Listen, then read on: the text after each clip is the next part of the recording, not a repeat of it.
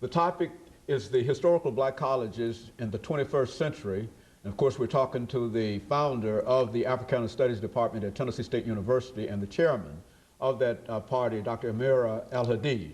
And of course, Dr. AAl-Hadid3, let's give you an opportunity over the last few minutes that we have during this segment to sort of continue our conversation, but bring the historical black colleges into the 21st century and give us some directions in terms of how we ought to move from this particular period. Yes. Well, let's say this, Dr. Haney. The question, I guess, is where do we go from here? Mm-hmm.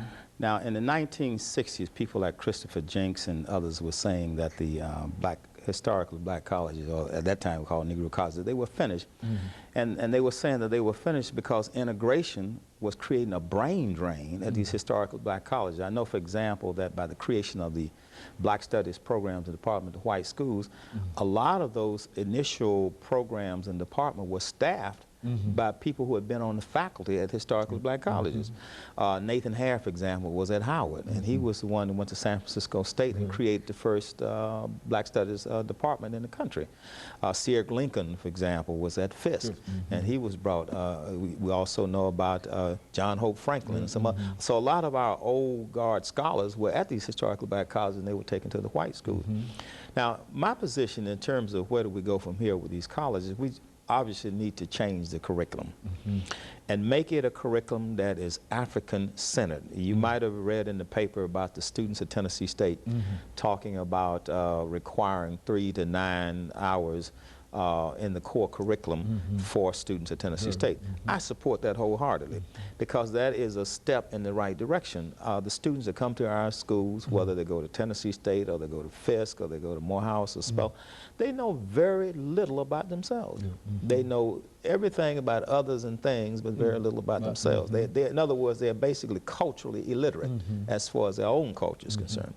So that when they come to historical black colleges, they come there expecting to learn something about their history, their culture, and to work through their identity issues. And historical black colleges should provide them with that type of academic and intellectual experience. Now, once you refocus the curriculum, then the next thing we have to do is start developing relationships with Caribbean countries and African countries, because and the Africana Studies Department of Tennessee State, we're working now on a study abroad program in Ethiopia, where we can send our students to Ethiopia, Ethiopian students come to Tennessee State.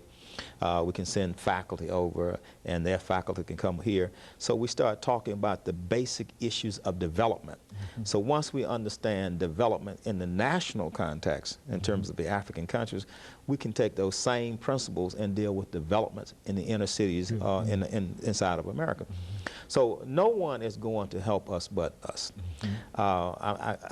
Maybe I can draw a phrase from Booker T. Washington. Okay. Booker T. Washington once said, "Cast down your bucket where you are." And he was saying what he meant by that, rather than begging and asking other people to help you with your economic issues, you should do for yourself. Don't ask other people to do for you what you can do for yourself. And once you go to college, you should have the ability to be self-employed. A college-educated person should have 2 options. One, self-employment, or working for other people, you see. And that's the kind of option that these historically black colleges you need to provide our students with. Because once you matriculate at historical black colleges for 4 years, you're wearing your dreadlocks, you're claiming your cultural identity, and then when you go into corporate America, they tell you cut your dreadlocks off and look like Madison Avenue All-American, then you compromise and you're selling out, see. And so we have to stop setting up our young people to sell out once they go to corporate America by giving them another option. Giving them the option of self-employment. So if they don't like the politics or the racism in corporate America, they can say, hey, forget that. I'll tender my, you don't have to fire me. I'll tender my resignation and go somewhere on the Jefferson Street corridor and open up my own business and be in control of a mode of production. I'm not going to give my surplus value to you if you don't respect me as a human being.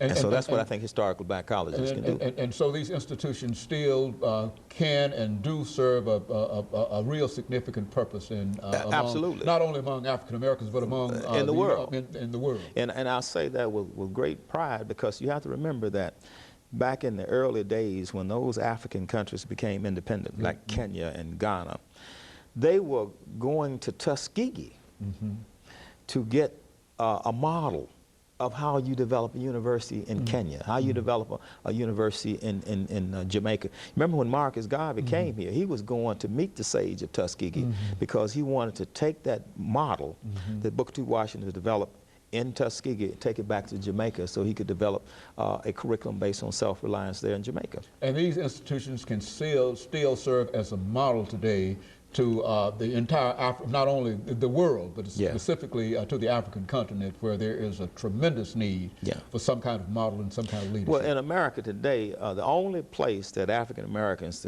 can go to study in a college without being subject to racism and prejudice is historical black college.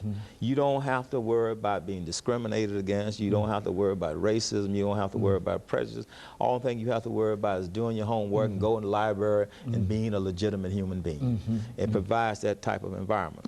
Not only does it provide that kind of environment for African American students, but when white students come to African American college, they get a human experience. They are not discriminated against. You're not going to find somebody burning a cross in front of the door like you found at some of the Dr. AAl-Hadid, let me call it an end to this conversation at this particular time. Yes, sir. And to thank you for coming by and to encourage our audience to tune in again next week for another informative edition of Comments.